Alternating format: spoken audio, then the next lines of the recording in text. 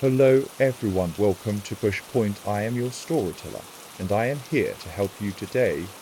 I know you used this video to fall asleep, so before that, like the video and subscribe to the channel. Also, where are you from and what time are you watching now? Get comfortable and relax. Story 1.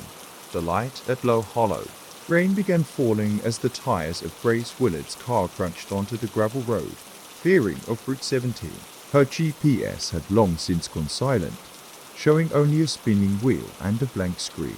She wasn't lost, exactly not in the way a tourist gets lost, but something in the road sign, Low Hollow 3 miles, had tugged at her, deep in the gut. A name remembered from a letter found in a box of her grandmother's things. She didn't recall the place, but something in her blood did. Trees closed in as the road narrowed. The pine needles on the windshield blurred beneath the wipers. Grace leaned forward. Through the wash of rain and mist, she caught glimpses of low stone walls, overgrown and broken, sagging fences that once guarded things long abandoned. The village was barely a village, just a string of cottages, all blackened with rot. The place looked burnt out, but untouched by fire. The buildings leaned like they were listening for something underground. Grace parked in front of what must have been the town square, a circle of stone with a dried fountain in the center, cracked down the middle like a dead eye. There were no birds, no wind, only the rain and the smell of mildew. She stepped out, pulling her coat tighter. She shouldn't have stopped, but something made her stay. A single building remained mostly intact, the old chapel. Its steeple was broken, snapped like a twig, but the door still stood, iron-handled and warped. Grace approached, driven by something not quite curiosity, a sense of necessity. The chapel was dark and wet inside. Her flashlight swept over pews in various states of decay. A narrow pulpit loomed ahead. Stained glass windows had long since been cracked open by vines, but at the far end, behind the altar, she saw it. A light, not from any lamp or bulb. A soft golden glow leaked from beneath the floorboards. Steady, breathing. She didn't remember moving toward it, but she was suddenly there, on her knees, brushing away dirt and moss from a section of floor that gave with a groan. Beneath was a hatch. Old iron rings rusted deep into the wood. She pulled. The smell hit her first, a sweet, rotten musk like lilies left too long in water. The tunnel below descended into shadow, narrow and lined with damp stone. She turned off her flashlight. The glow was brighter now. Compelled, she entered. The descent was slow. Each step groaned. The deeper she went, the louder she heard it, not a sound, but a feeling like a murmur in the bones, a pressure in the skull. The tunnel opened into a chamber, low-ceilinged. The walls were etched with strange glyphs, not language, not all things that squirmed when not looked at directly. In the center, a well, shallow, filled with that golden light. Grace approached. She knelt. Inside the well, instead of water, was a surface like skin stretched over a drum, but translucent, glowing warm. She touched it. 1,000 eyes opened beneath the surface. Not human eyes, not even animal, just watching. She didn't scream. Her mind wouldn't allow it.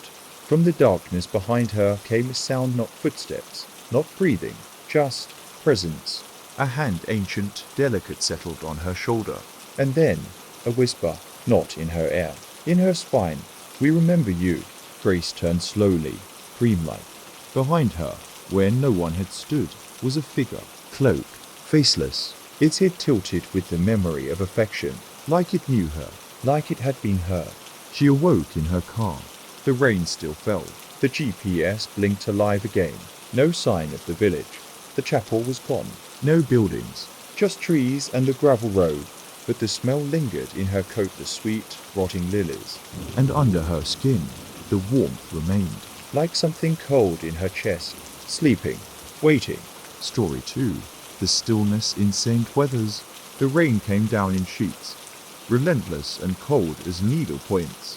When Dr. Elias Morgan arrived at St. Weathers Asylum for the mentally infirm, abandoned since 1954, condemned, swallowed by time and ivy, tucked in a stretch of forest no road dared claim. He'd found it only through a footnote in a journal, a patient's cryptic reference to the great quiet.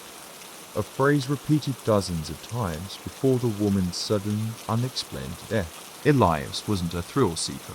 He wasn't chasing ghosts. He was a clinical psychologist with a grant to study for modern treatment practices. The asylum had been forgotten by most, its records purged, its existence denied. But it was here. Tall iron gates stood half open. The stone arch bore a rusted plaque.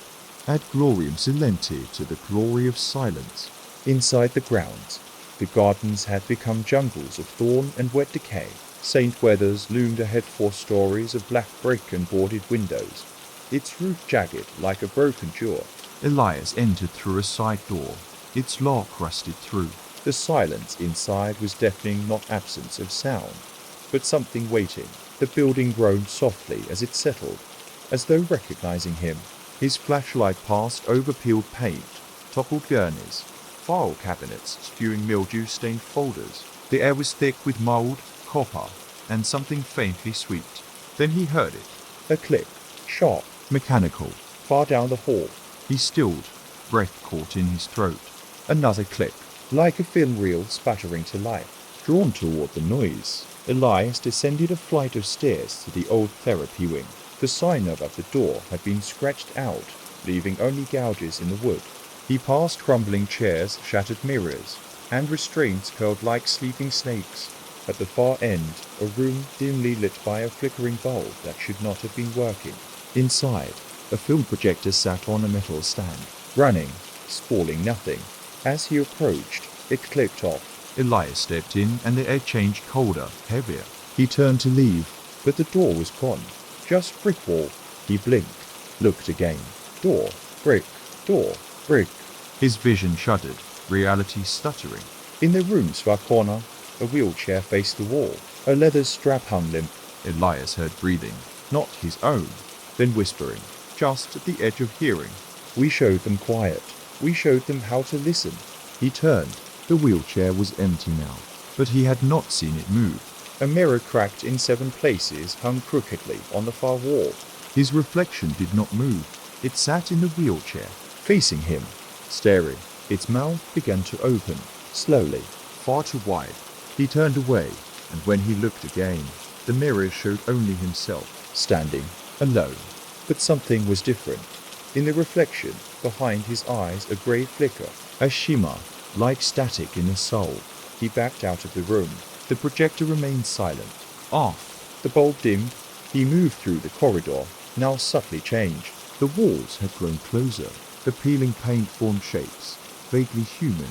Arms upraised in gestures of silence. Eyes drawn in charcoal stared out from cracks in the plaster. Downstairs, he reached the records room. He needed to understand what had happened here. Boxes of patient files lined the walls, most ruined. One folder remained pristine, bound in grey leather. The name embossed in silver. Elias Morvan. His hand trembled as he opened it. Inside, photographs of him, in the building, moments ago, standing in the therapy room, sitting in the wheelchair, speaking to someone who could not be seen. Then, a typewritten page. Patient believes he is a visitor. Exhibits full memory construct. Refuses medication. Delusions are stable. Must remain in observation room 7 until the great quiet completes its cycle. A final line, handwritten in ink. Do not let him leave. He is not empty yet. The lights went out. Silence fell. But it wasn't empty. It was watching. He never left. The next rainstorm brought hikers near the old asylum.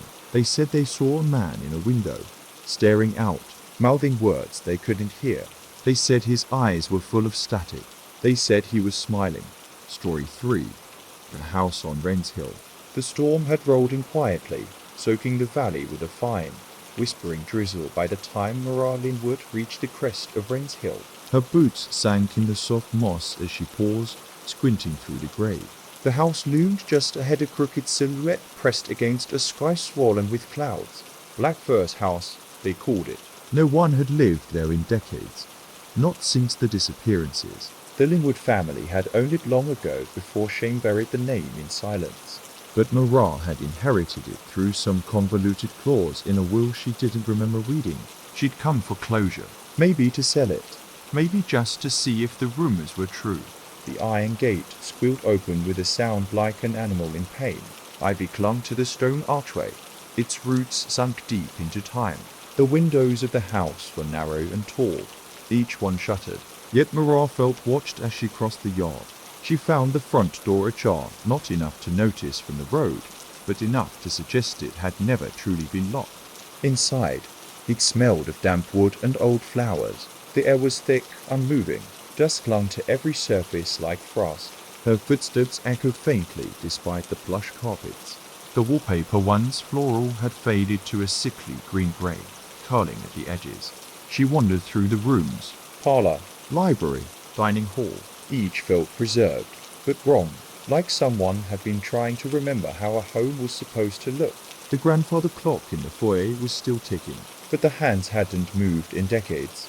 Upstairs, she found the bedrooms untouched, furniture draped in white cloth like ghosts huddled in the corners. One door, however, stood open. Inside was a nursery. Pale yellow walls. A mobile of tiny birds dangled above a cradle, spinning slowly though the air was still. There was a noise, not outside, not inside, but between. A murmur, a cooing, a soft sound of something small and unseen.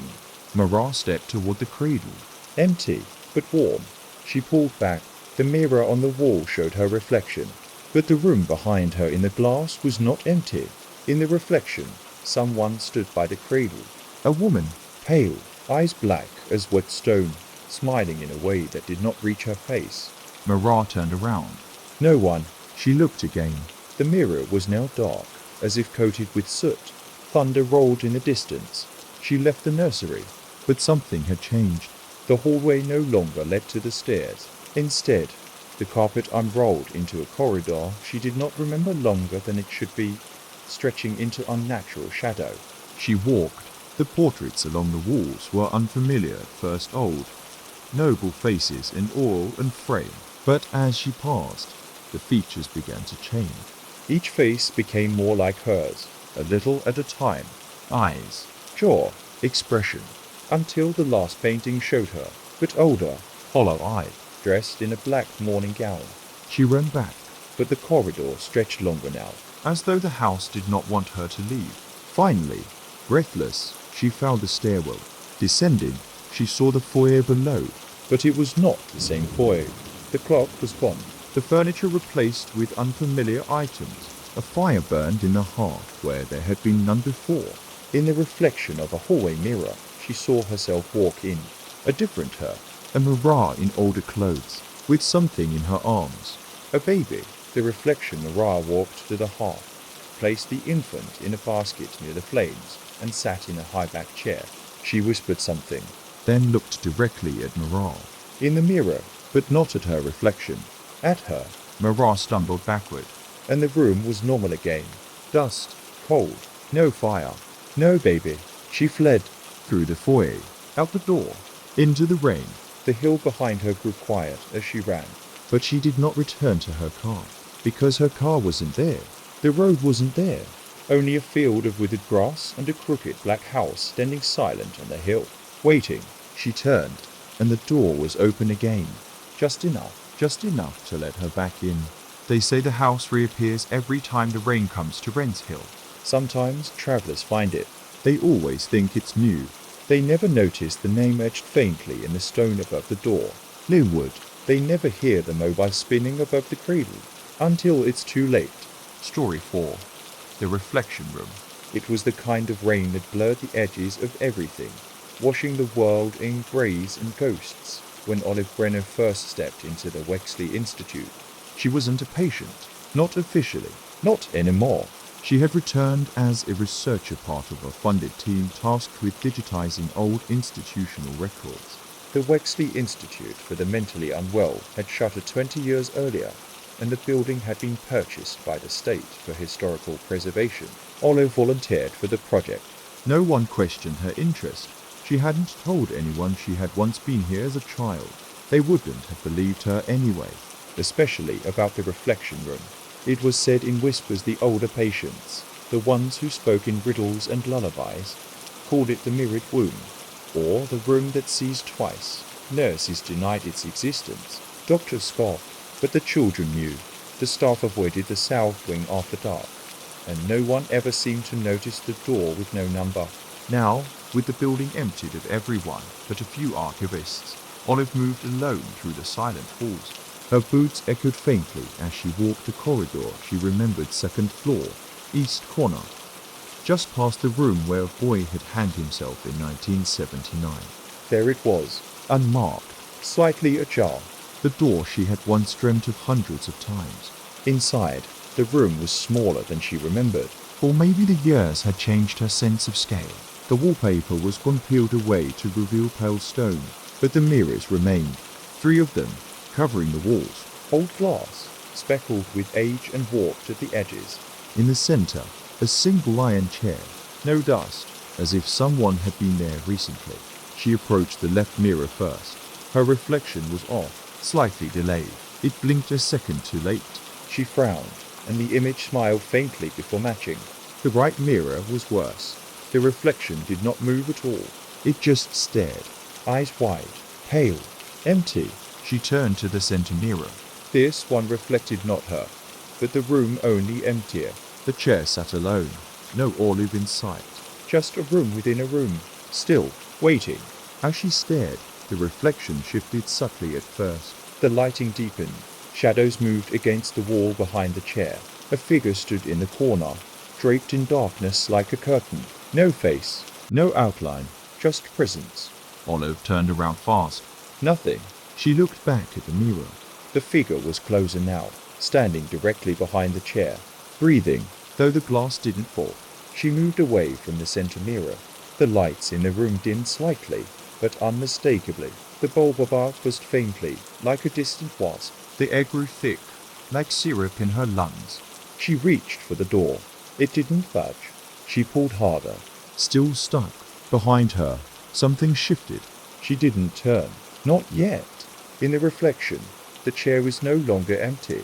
Her reflection sat there, strapped in, mouth open, Eyes rolled back, and yet, smiling.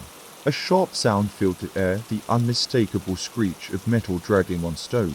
the chair had moved just an inch. Just enough, Olive whispered. Let me out. The mirrors didn't answer, but they showed movement. All 3 now reflected her sitting, strapped, still, Unblinking. Her heart thudded like a hammer in her chest. She felt cold hands on her shoulders, invisible but heavy. The smell of wet stone and old perfume filled the room. From behind the center mirror, she heard a voice. We kept you here once. We remember your eyes. Then another voice. You wanted to be seen. We see you now. The door creaked open behind her. She didn't question why. She ran. Down the hall, down the stairs. Out into the rain. She didn't speak of what happened. Not to the archivists. Not to the team. Not to the quiet woman with the clipboard who offered her water when she came back inside, shaking and soaked. But later, that night, in her hotel room, she stood before the mirror in the bathroom, and her reflection blinked too late. Just once, then again, smiling faintly. The next day, Olive quit the project. The staff dismissed it. Too much stress. Old memories resurfaced. Nothing strange. But sometimes a mirror on the second floor will show 2 people when only one enters. One in the chair, one walking away, both waiting. Story 5. The Grey Ledger. The rain had turned the sky to lead as archivist Thomas Delane climbed the stone steps of Marrowwood Court. Officially, he'd come on behalf of the Historical Records Office. Marrowwood, once a sanatorium for wayward minds, had been converted into a private estate after its closure in 1913. Then abandoned altogether in the 1940s. It had stood untouched since, shuttered, soaked in rumour. The current owner, a man named Grantham, who lived abroad, granted access for archival purposes. Thomas had accepted reluctantly, But something had called him back. He didn't know what exactly. only that he had dreamt of the building for 3 nights before receiving the letter. The foyer welcomed him with rot and silence. Dust lay like snowfall across every surface. A great staircase curled up into darkness. Oil paintings still clung to the walls, though the faces had faded into shadow blotches, just enough detail to suggest eyes, but not enough to find them. He set up camp in the second floor study. Most of the rooms were locked or sealed by time. but the study door swung open like it had been waiting. Inside, tall windows veiled by heavy drapes, Shelves bowing under the weight of crumbling tomes. a desk piled high with old files, bound in twine. On the desk sat a single ledger, unmarked. Bound in slate-colored leather, it was the only object in the room without a coat of dust. Thomas opened it, blank. Then, slowly, one name began to appear, ink bleeding upward, like it was being written in reverse. Gideon Marsh admitted 1893. Beneath it, new words unfurled in the same crawling fashion, spoke to the walls, said they remembered his childhood, Eyes never blinked. requested a room without mirrors. Thomas turned the page. Another name, another entry, No one was writing. but the words kept forming. Clara Rilling admitted 1897. Drew diagrams of doors that did not exist. Said something behind the cellar wanted to trade. Thomas flipped rapidly page after page. No handwriting, just ink rising, slow and deliberate. He stopped at a half-written entry. His own name, Thomas Delane, archivist. Entered Marrowwood Hall, 2025. Stay past us. Asked too many questions. His breath caught. He looked around the room. Nothing had changed, and yet everything felt smaller, closer. The ceiling pressed down. The shelves leaned in. He closed the book and stood to leave. The door was no longer open. He reached for the knob. Lock. It didn't rattle. It didn't even move. Behind him, the pages of the ledger turned, Slowly, on their own, flipping backward, then forward again. it settled on a blank page. Ink began to rise, Still inside, watching the rain, beginning to hear it too. not just outside anymore. Thomas backed away from the desk. He approached the window. Outside, the rain fell in column straight lines, unmoving. Like painted streaks on glass. But inside the reflection, the rain moved differently. Sideways, upward, inward. He touched the glass, and his reflection didn't touch back. It stood still, Staring, smiling faintly, he turned back to the room. and found it different. The desk was gone. The fireplace now burned with no wood, no smoke. A figure sat in the high-backed chair.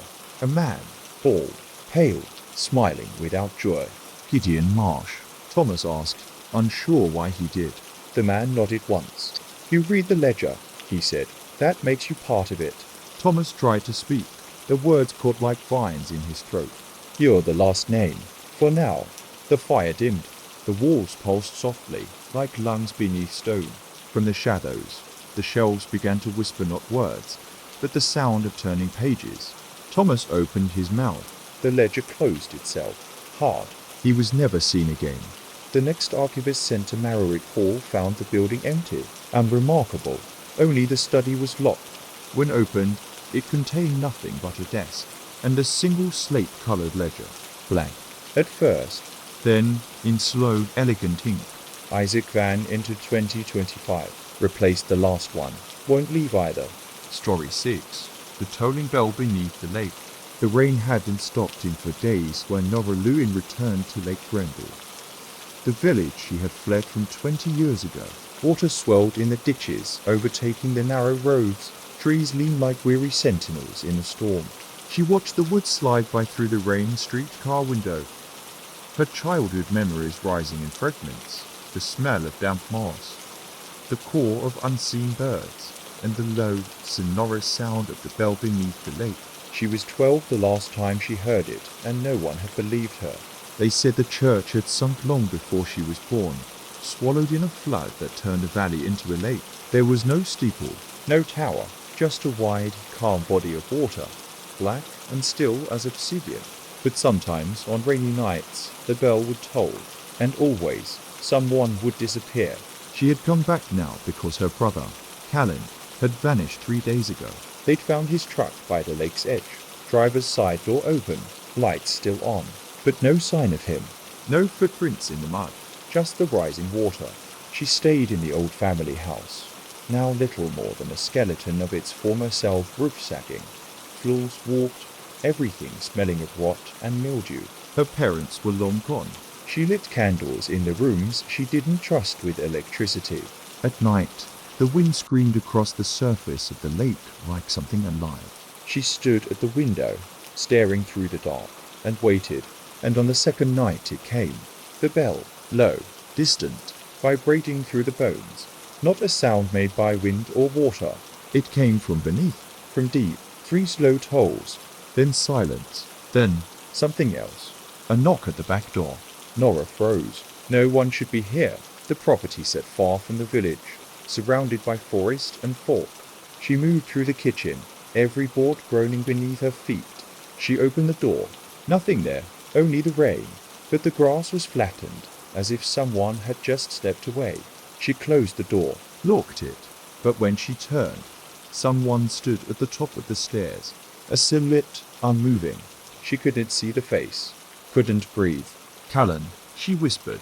No reply, just the dripping sound of rainwater from inside the house. She flicked the lights. No one there. Only wet footprints leading down the stairs. Into the basement. She hadn't opened the basement door in years, and she didn't now. Instead, she ran to the front room, locked herself in, and waited for dawn. The next day, she went to the lake. It was higher than she remembered, lapping at the roots of trees that had once stood far from shore. The old boathouse was half submerged. Water covered the dock. Birds avoided the area. The surface was still, too still. She stood there for hours, watching. Then, without knowing why, she walked into the water. Shoes on, jeans dragging her down, step after step, until it reached her waist. And there, as the rain began again, she heard it beneath her feet.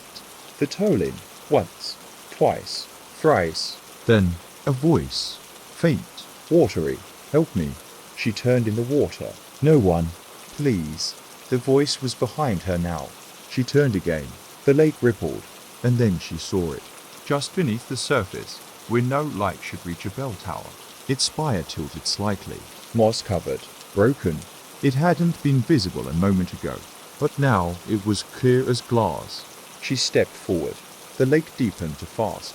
The water took her with frightening ease. She went under. Darkness. Wait. Then a flicker of light. She opened her eyes. She was inside a church. Submerged. Yet she could breathe. Candles flickered beneath the water. Wooden pews decayed, but still standing. Moss floated like incense. At the altar stood her brother, or what had once been him. His skin was pale, bloated, eyes black and wide. He opened his mouth. It tolls for those who remember. She backed away. The bell rang again, directly above her. A flood of pressure. Her lungs burned. Water rushed into her mouth. And then she woke on the shore, soaked, coughing, alone. The lake was still. The bell was gone. But something had changed. The water didn't reflect her properly anymore. When she looked into it, her reflection smiled back even when she did not. She left Lake Grendel the next morning, but the sound followed her. 3 tolls, always on rainy nights. Sometimes she finds herself standing at the water's edge again, even in places where no lake exists. Just puddles, just mirrors, just stillness, waiting. Story 7. The house that waits to be remembered. They said the road ended before the woods began. But Vincent Hale remembered a house just past the tree line, down an old, overgrown path near the bend in Bracken Hollow. He'd seen it once as a child. A house where no house should be. Deep in the woods, silent, leaning to one side, like it was trying to whisper something into the ground. He had tried to tell his parents, but they'd laughed. There's no house in those woods, they said. Just trees and shadows. Years passed. He moved away, built a life, forgot things. But not that house. Not entirely. It returned in dreams, always at dusk. Always rain beginning to fall. He would walk through the trees, heart tight with expectation and fear, and find the crooked house waiting. Its windows staring like eyes, its front door cracked open, just enough to say, "We missed you." Now, 30 years later, he was back. After the funeral, his parents were gone. The old house in Bracken Hollow left to him. The town had shrunk since he left shops closed, fields unkempt, faces older and unfamiliar. Rain followed him as if it had never stopped since childhood. On the second day, he walked into the woods. No plan, no flashlight, just instinct. The trees had thickened, gnarled with ivy and silence. His boots squelched in the soft earth the further he walked. the quieter the world became, until all he could hear was the drip, Drip. drip of rain falling through the canopy. Then he saw it, exactly as he remembered. The house. Weather-beaten, slumped, its roof sagging on one side, porch partially sunken, but the structure still waiting. There were no paths, no signs it had ever been visited. He stepped onto the porch. The wood groaned under his weight, but held. The door opened before he touched it. Inside, the air was thick with dust and something older, not decay, but memory. The wallpaper had peeled in long strips, like molting skin. Furniture stood under white sheets that fluttered slightly, though no breeze stirred. He stepped forward. The door closed behind him with a soft click. He explored the rooms. They were empty, not just of people, but of presence. Like time had stopped inside, and yet He began to recognize things. a faded photo of his mother young, impossibly young, on the mantel. A clock that had once stood in his family's hall, its hands turning slowly backward. A child's toy, his toy sitting in the hallway with a chipped smile and button eyes. He whispered aloud, "This is mine." From the floor above, a footstep answered. He froze, waited, then another, slow, measured. Someone was walking above him. He climbed the stairs. They didn't creak. At the top, the hallway was dark. At the far end, a room stood with its door slightly ajar. Light flickered within. He moved toward it, breath shallow. The room was familiar. His old bedroom. He hadn't seen it in decades, but he knew it. The wallpaper blue with white constellations. The window, always forked in winter. The bed neatly made. On the bed sat a boy. His back was turned. He was humming a tune. Vincent's childhood tune. "Hello," Vincent asked, barely louder than a whisper. The boy turned. It was him. Him as a child, 7 years old, Pale, smiling. "You came back," the boy said. Vincent couldn't move. The boy tilted his head. "They said you forgot, but I knew you'd come back." Who said? The boy stood, walked toward him. They did. The house, the rooms, the spaces between. Vincent stepped back. The boy didn't follow. "Don't you remember?" He asked. You made a promise. You said you'd never leave me here. I didn't. You did. The boy interrupted. You were supposed to stay. We both were, but you left. The house trembled slightly. Dust fell from the ceiling. The boy's smile faded. They don't like when promises are broken. A sound echoed through the house, like doors slamming, Like walls shifting. like breathing. From beneath the floorboards came a low voice impossible to place, as if 1,000 mouths whispered at once. He returned. We remember. He belongs. The windows darkened. Rain pounded the walls. Vincent ran down the stairs toward the door. But the house had changed. The front hallway stretched longer than before. Walls leaned in. The wallpaper now bore moving shapes, like shadows trapped in loops. The boy stood at the top of the stairs, watching, not smiling anymore.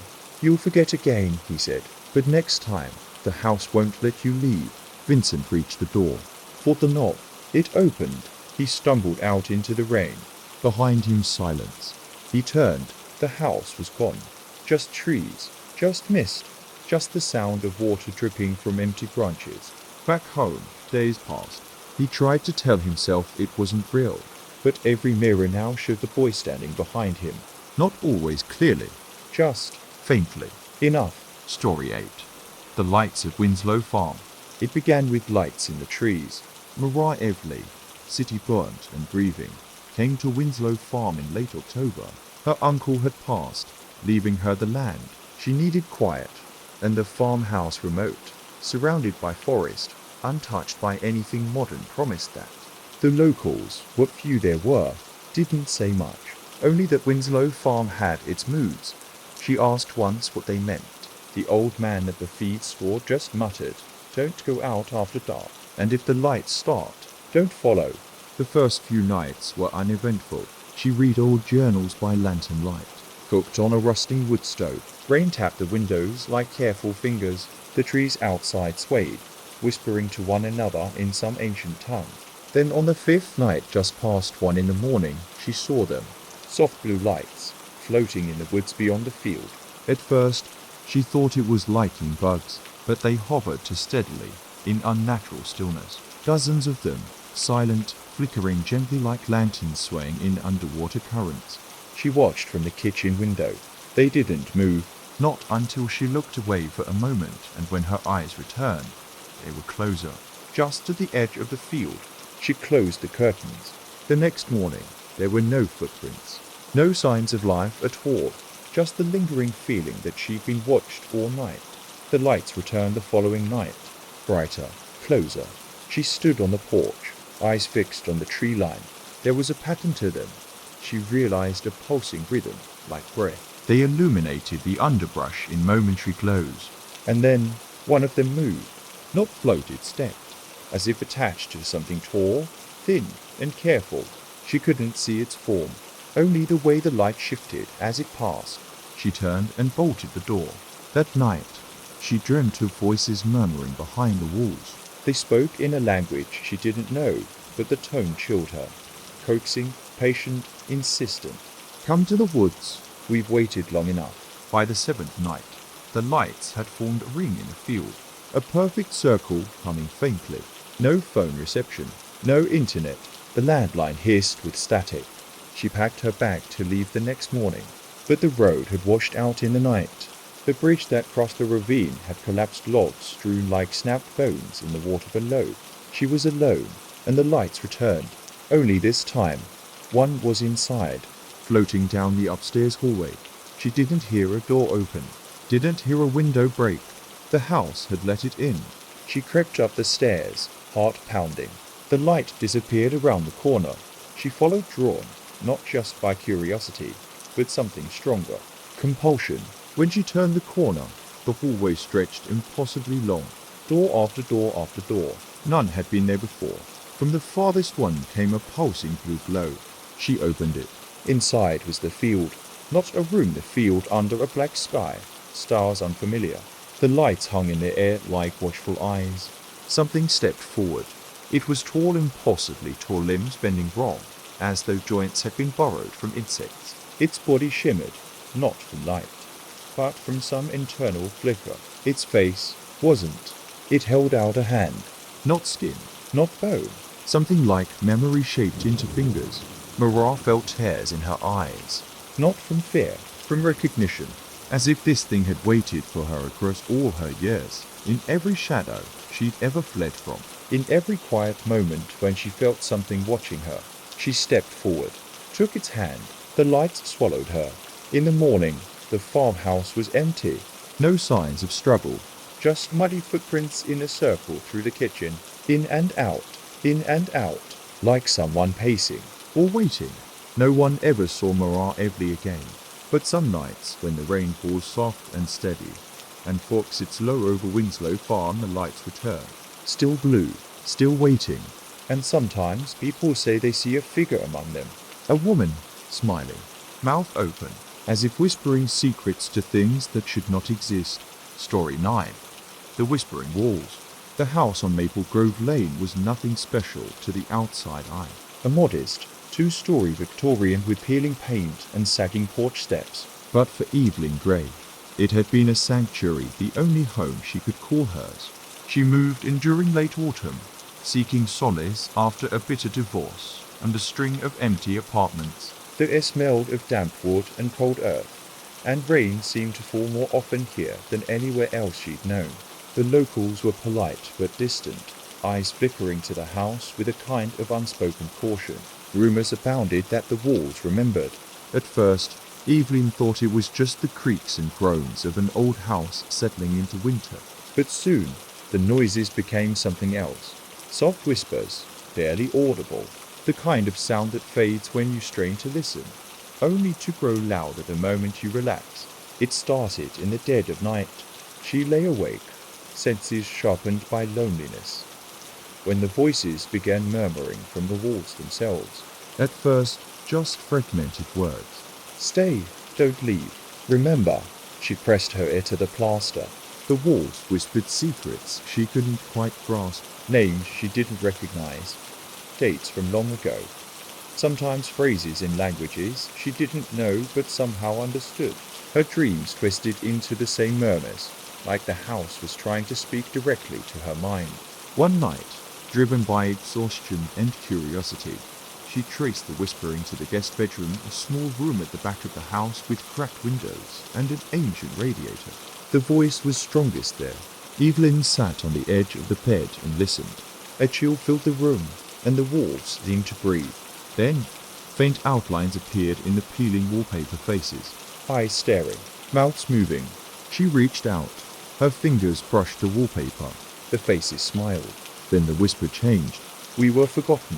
Now you remember. Her vision blurred. Suddenly, she was somewhere else. No longer in the room, but in a crowded hallway full of people she couldn't see clearly, pressed close, all silent, except for the faint echo of her own breathing. They pushed her forward, closer to a door at the end. She opened it. Inside was a room filled with old photographs pinned to the walls. Faces of children, women, men, some smiling, others frozen in fear. Her eyes caught one picture, a young girl standing in front of this very house. On the back, scrawled in faded ink, Evelyn Gray 1927. Her heart stopped. She turned away, only to find the faces from the wallpaper pressed behind her. Crowding closer, whispers grew into murmurs. You belong here. She stumbled back to reality, gasping for breath. The wallpaper behind her was torn in places, revealing old, brittle newspaper clippings underneath. Stories of disappearances, tragedies, and a fire that had claimed several lives in the house nearly a century ago. Each headline carried her name and a date. Tomorrow, Evelyn tried to leave, but the door wouldn't open. The windows showed only fog and rain. No way out. The whispering walls grew louder. Stay. Remember. Belong. She clawed at the plaster, fingers sinking into something soft. Something alive. The house shifted. Rooms reformed. Hallways stretched infinitely. Her reflection in the cracked mirror no longer looked like her. Eyes black, mouth a thin line. She screamed. No sound came. Only the endless whisper. Weeks later, the neighbors noticed the house was silent. Too silent. No lights. No movement. When the landlord came to check, the front door was unlocked. Inside, the house was empty, except for the guest bedroom. There, the wallpaper had peeled away entirely.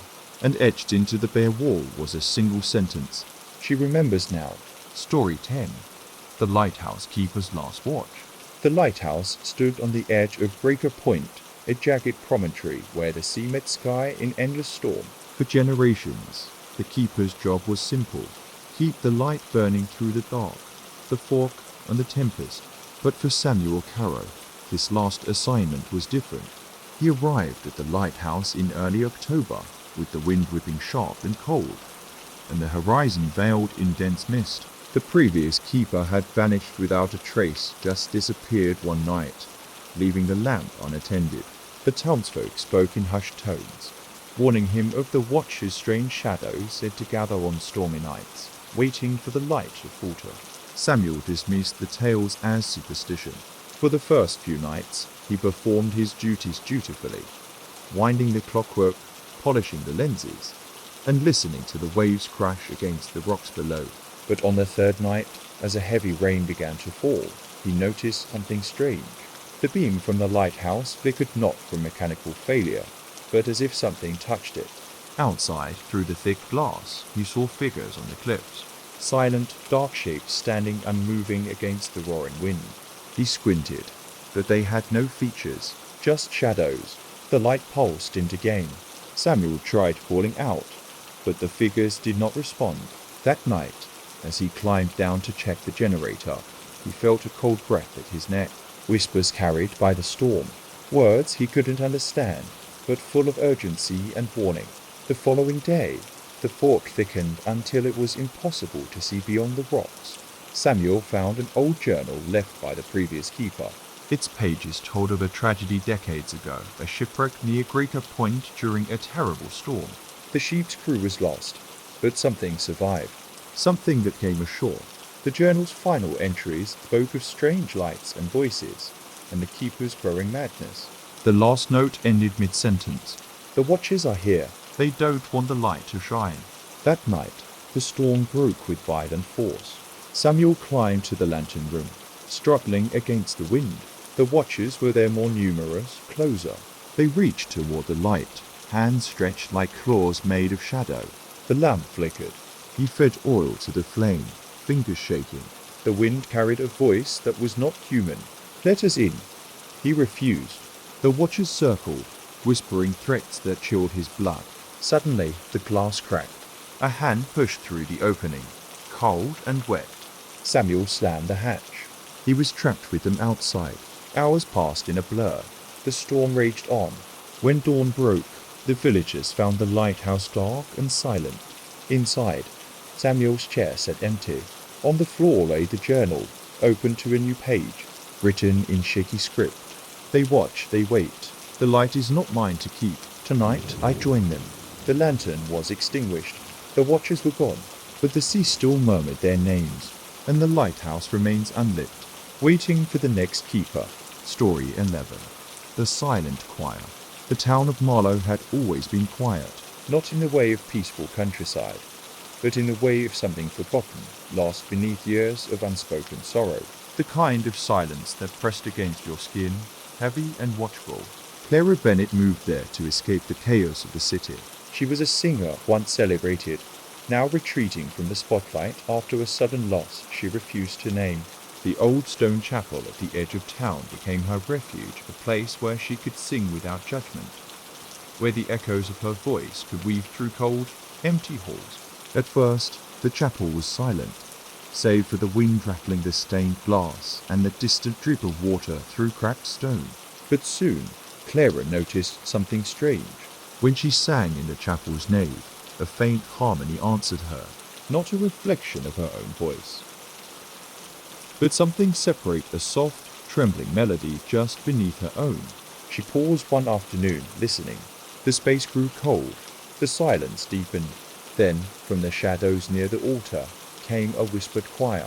Fragile voices, thin as spider silk. They sang not with joy, but with a yearning that clawed at Clara's heart. She returned the next day, singing cautiously. The voices came again, swelling in volume, weaving notes that felt ancient and sad. She tried to record them on her phone, but the playback was silent. The choir was only there when she was alone, when her voice touched the chapel's stone and wood. Days passed. The voices grew stronger. Clara's dreams were filled with melodies that she didn't know, songs that seemed to drift from another time. One night, she awoke to find the chapel's doors open, the moonlight spilling onto the cold floor, drawn by some unseen pull. She entered. There, in the faint glow, she saw them, Figures standing in the pews, silent, still, their faces pale and shimmering faintly in the moonlight. They wore old-fashioned clothes, faded and tattered. Their mouths moved, no sound escaping, only the movement of lips in perfect harmony with the choir she heard. Clara's breath caught.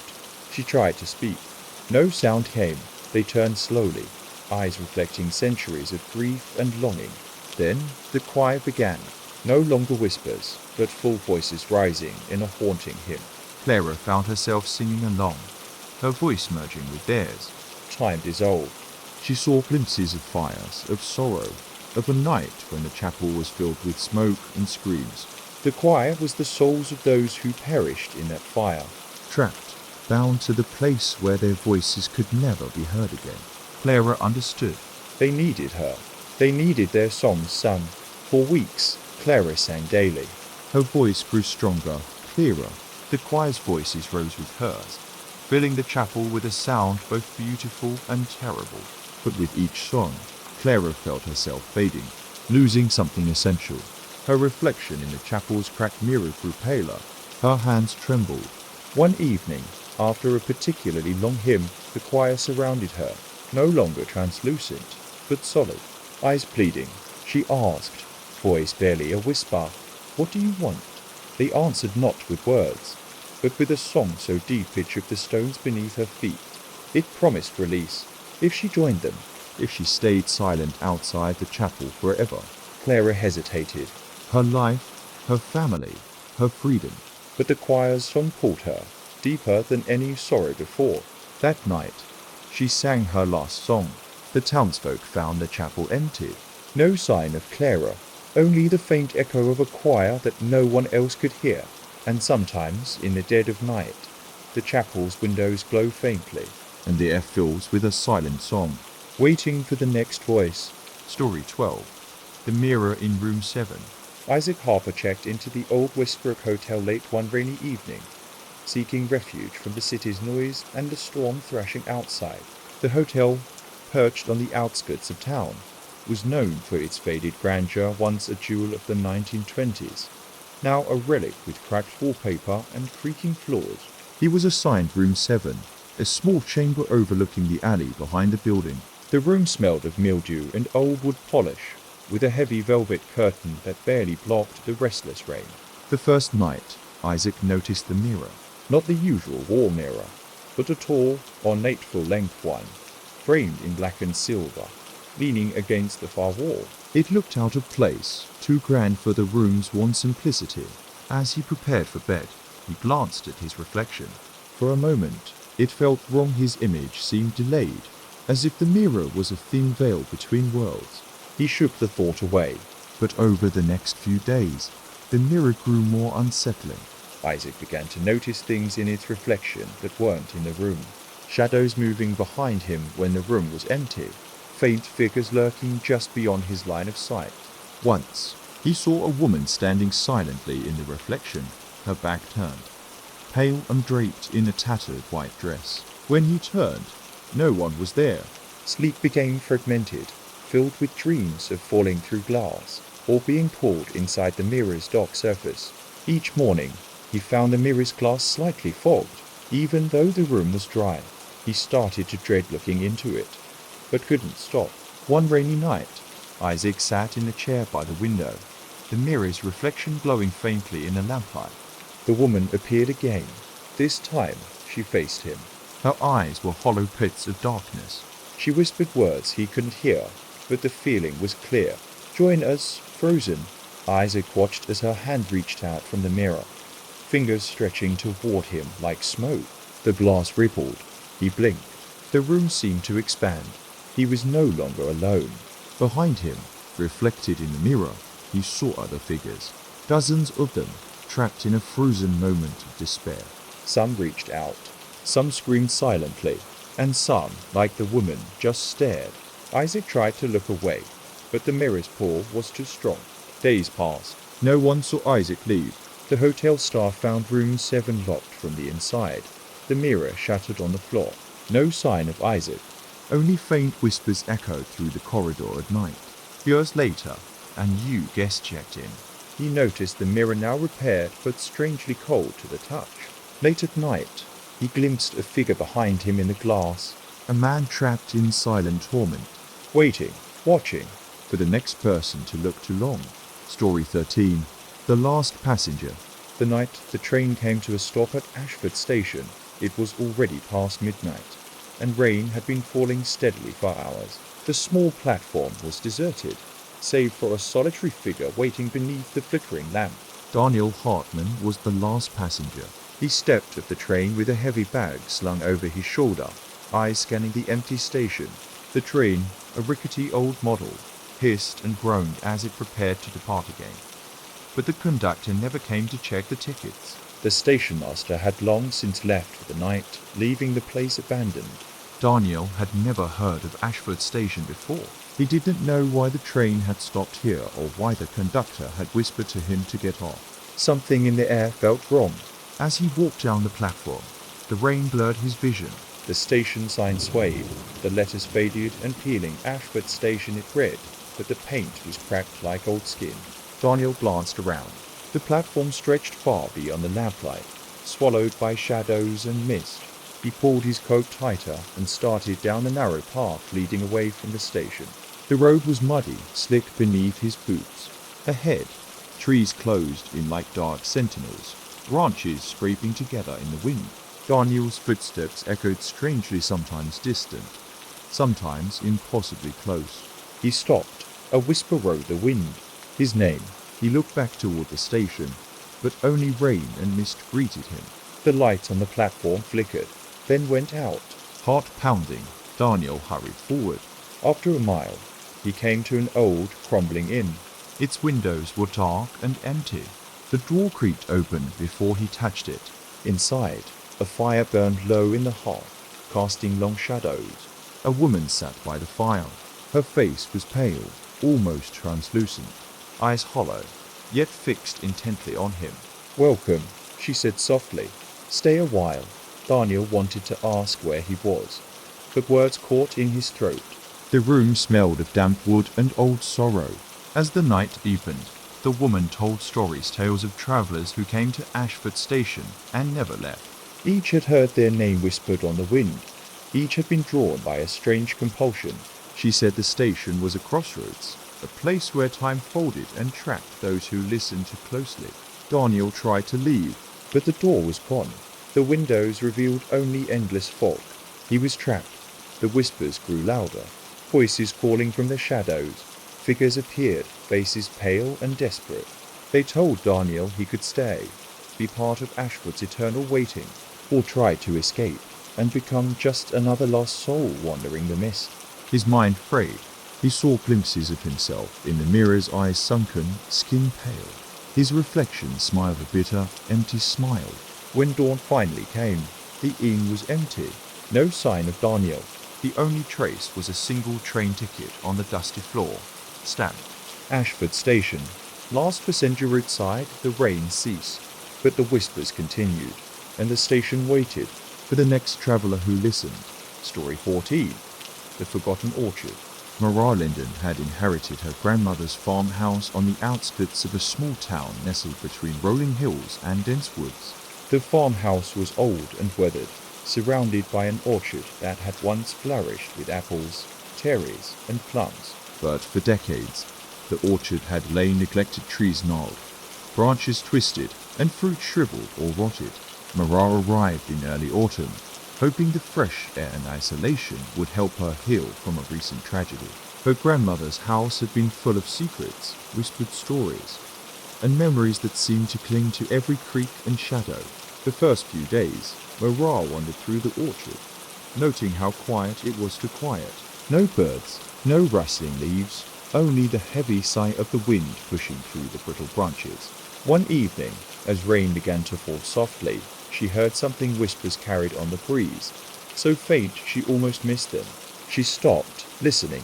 The voices spoke in a language she couldn't understand, but the tone was mournful, desperate. Curious and unnerved, Mara followed the sounds deeper into the orchard. The rain thickened, falling in steady sheets, blurring the edges of the twisted trees. As she walked, the trees seemed to close in, their branches like grasping fingers. The ground beneath her feet was soft with fallen leaves, and every step muffled her presence. She reached a clearing where the oldest trees stood, massive trunks scarred with age and something else. Strange markings, almost like carvings, wrapped around the bark, pulsating faintly beneath the rain. The whispers grew louder. Suddenly, Mara saw them, figures flitting between the trees. Not quite human, but not entirely shadows either. They moved with a fluid grace, eyes glowing faintly in the dusk. Mara's breath caught. One stepped forward, a girl no older than 12, her face pale, lips stained dark. She reached out a hand. "Come play with us." The voice was soft, almost a song. Mara tried to step back, but her feet felt rooted. The other figures circled closer, their eyes empty and pleading. That night, Mara dreamed of the orchard burning. Flames lit the sky, smoke choking out the stars. Children's laughter echoed, twisted by fear. She woke with a start, heart pounding. The whispers followed her into waking hours, growing more insistent. She searched the house for clues. In her grandmother's old journals, Mara found a tale of a tragic past, an orchard fire decades ago that had claimed the lives of several children. The townspeople buried the event, afraid to speak its name. The orchard had been left to rot as penance, a place haunted by the restless souls of those lost. Determined to end the torment, Mara returned to the clearing. The rain had stopped, but the air was thick with sorrow.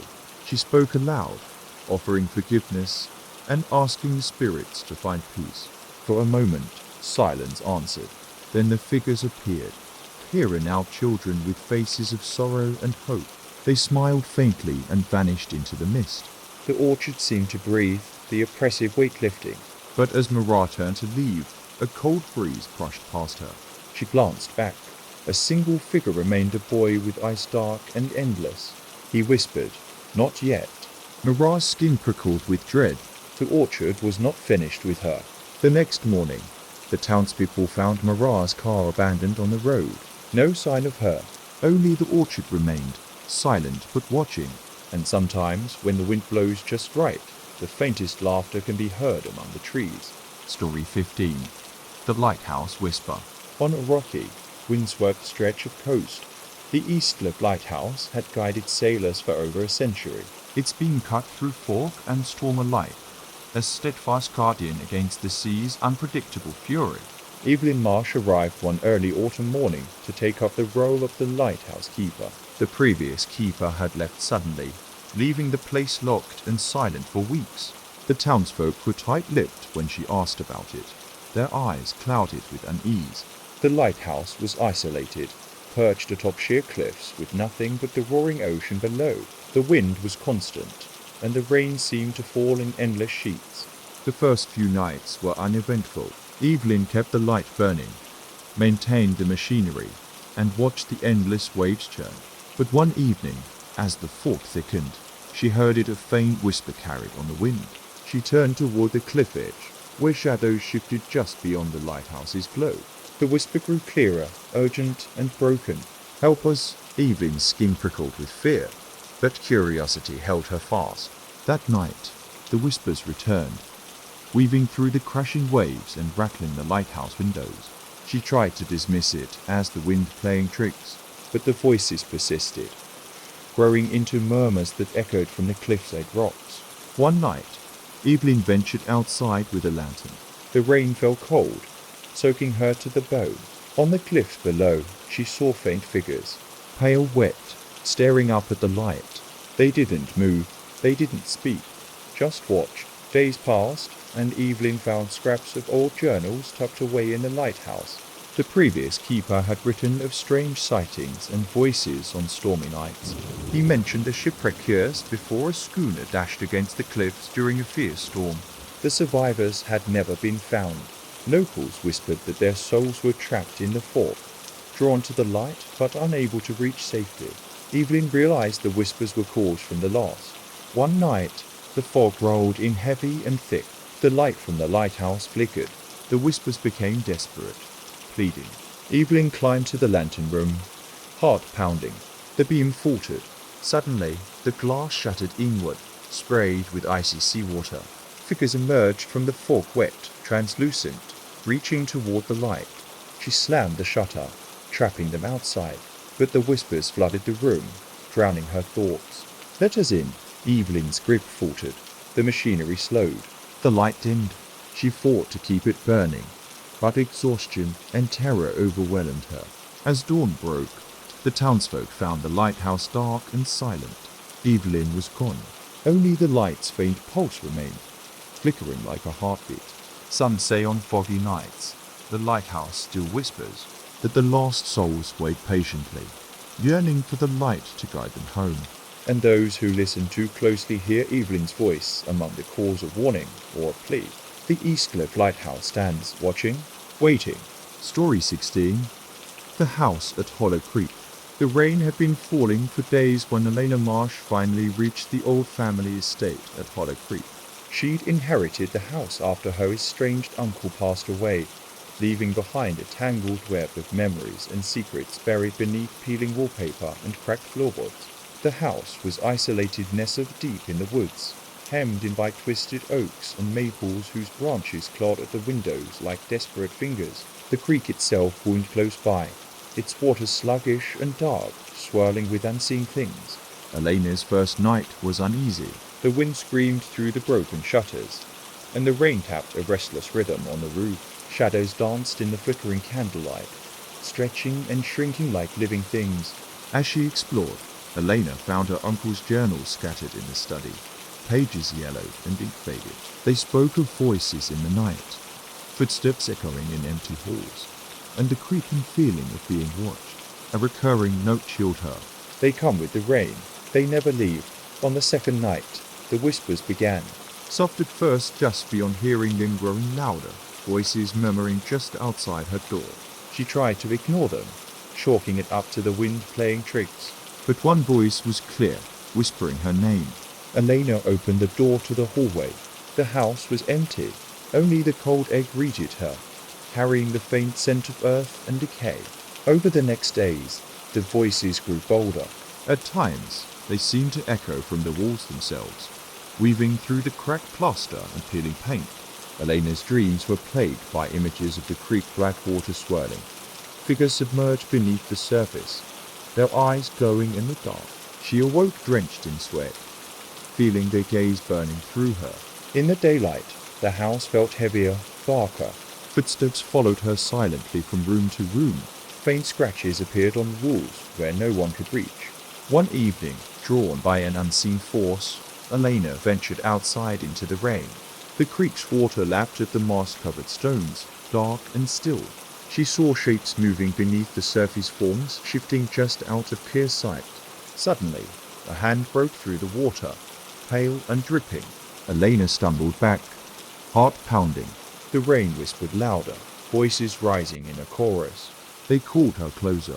Returning inside, Elena found her uncle's final journal. The last entry was hastily scrawled. They wait beneath the creek, hungry for those who listen. The house is a cage, and I am their prisoner. They want me to join them. That night, the house groaned and shifted as if alive. The walls seemed to pulse with a dark heartbeat. Elena sat trembling in the study, the voices circling her. Suddenly, the door slammed shut. The candles blew out. In the darkness, the whispers turned to laughter, cold, cruel, and endless. She felt breath on her neck. A voice hissed, "You belong to us now." Morning came, but Elena was gone. The house stood silent, rain still falling steadily. Only the creek flowed, swirling dark and deep, hiding secrets that would never surface. And if you listen on a stormy night, you can hear the house calling for its next visitor. Story 17. The Endless Corridor. Thomas Greer was a man accustomed to routine. His job as a night security guard at the Old Clement Hospital was monotonous, yet steady. Until the night everything changed. The hospital had been closed for years, shuttered after a series of unexplained deaths and whispered rumors of something wrong inside. Thomas had taken the job to pay the bills, watching empty hallways and locked doors. On his third night, as a storm raged outside, Thomas was making his rounds when he noticed a door he hadn't seen before. It was at the end of the east wing, a long corridor that, according to the building's blueprints, no longer existed. The door was old, wooden, with peeling paint and a tarnished brass handle. It was slightly ajar, revealing a dimly lit hallway stretching beyond. Curiosity tugged at him, and against his better judgment, Thomas stepped inside. The corridor was endless. No matter how far he walked, the dim lights flickered but never revealed an exit. The walls were stained and cracked, lined with peeling wallpaper and faded photographs of unknown patients. As he moved deeper, whispers began to seep from the walls, soft at first, then growing louder. Voices overlapping, crying, pleading, warning. Thomas tried to turn back, but the hallway seemed to stretch farther still. Panic rose. He quickened his pace. The photographs on the walls changed with each step, faces distorted in agony, eyes following him. Suddenly, a door appeared on the left. Thomas opened it and found a small, sterile room. Inside, a chair faced a cracked mirror. He saw himself reflected, but not as he was. His reflection smiled a twisted grin, eyes hollow and dark. The whispers surged. Thomas staggered back, the door slamming shut behind him. He was trapped. Hours passed, or was it days? Time lost meaning. The corridor twisted, corridors folding into each other, a labyrinth impossible to escape. The voices filled his mind, repeating the same phrase, "Stay with us. Never leave." Thomas screamed, pounding the walls. A hand reached out from a shadow, cold and solid. He grasped it, fingers intertwining with his own. Suddenly, the hospital's front doors swung open, light flooding the foyer. Thomas stumbled out, breath ragged, heart pounding. The security office was empty. No sign of the endless corridor. The next morning, Thomas was found wandering the parking lot by the police. He was incoherent, muttering about voices and an endless hallway. They took him away. Clement Hospital remained closed. But sometimes, late at night, security guards report strange noises, a distant echo of footsteps, faint whispers drifting through the empty halls. And some swear the east wing door still stands slightly ajar, waiting. Story 18. The Portrait in the Attic. When Lydia Mercer inherited her late aunt's Victorian house, she expected an old home full of dusty memories, but nothing prepared her for the attic. The house was a labyrinth of creaking floors and narrow hallways, with each room steeped in the scent of forgotten years, but the attic accessible only by a rickety wooden ladder hidden behind a bookshelf held something different.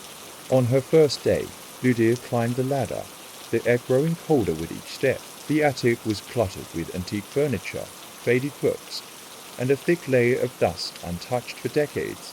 Against the far wall hung a large portrait of a young woman, her eyes seeming to follow Lydia wherever she moved.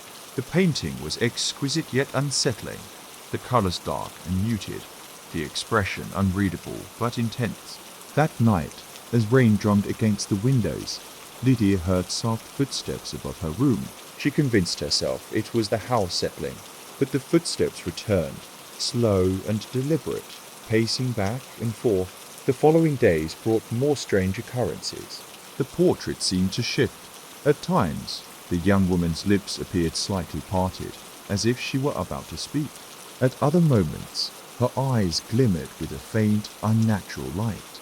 Lydia tried to cover the painting, but each morning, the cloth was found folded neatly at the foot of the ladder. She found an old diary tucked beneath the attic floorboards, her aunt's journal, revealing a tragic story. The woman in the portrait was her great-grandmother, Evelyn, who had vanished mysteriously one stormy night, leaving only the portrait behind. One night, as a storm raged outside, Lydia climbed to the attic to confront her fears. The rain's rhythm was hypnotic, echoing the heartbeat of the house. The portrait seemed alive, eyes blazing with cold fire. Suddenly, the attic door slammed shut behind her. She was plunged into darkness. A cold whisper brushed her ear. "You found me." Lydia turned, but saw only shadows. The portrait's eyes glowed brighter. She felt a presence, watching, waiting. The whispers grew into voices pleading, accusing, desperate. Days later, the house stood silent. Neighbors reported flickering candlelight in the attic window, though no one lived there. Lydia was never seen again. Only the portrait remained, its eyes forever fixed on the empty ladder leading up to the attic. And if you stand beneath it on a rainy night, you might hear her whisper. Come closer. Story 19. The Silent Town. The bus rolled into Crescent Hollow just as dusk swallowed the sky.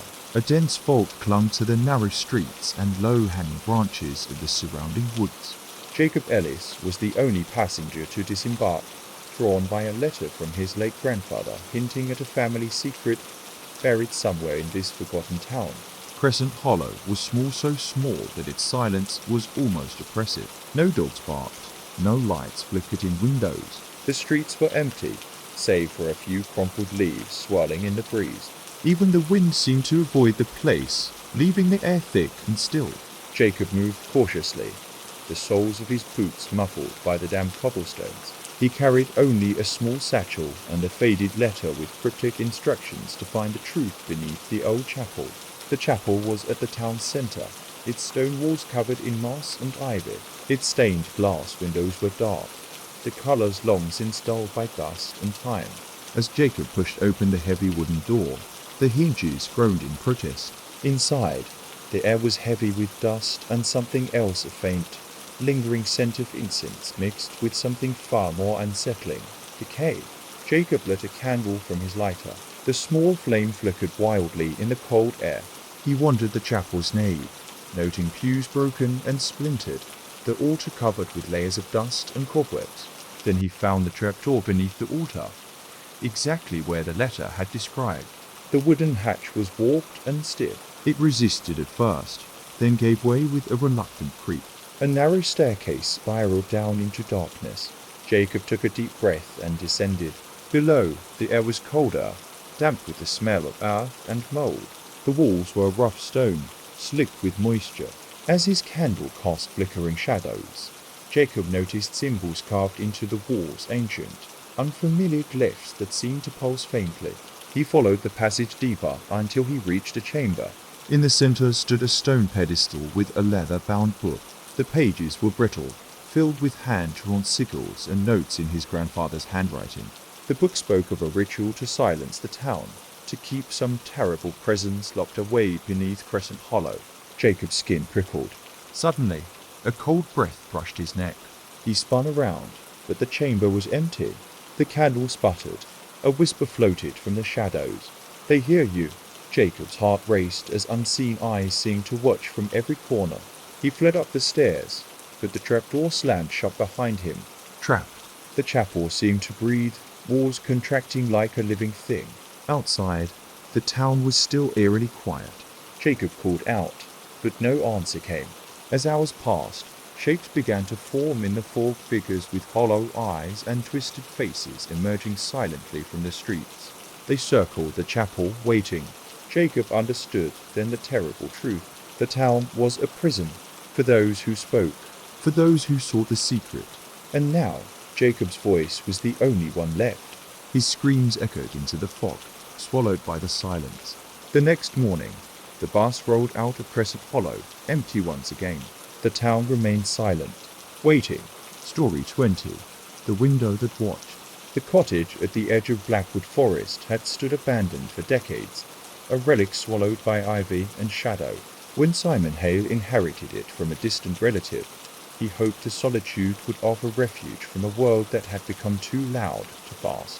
The first days were quiet, the forest pressing close with its dense canopy and whispered secrets. The house itself was small, old timber creaking with every gust of wind, windows fogged and cracked.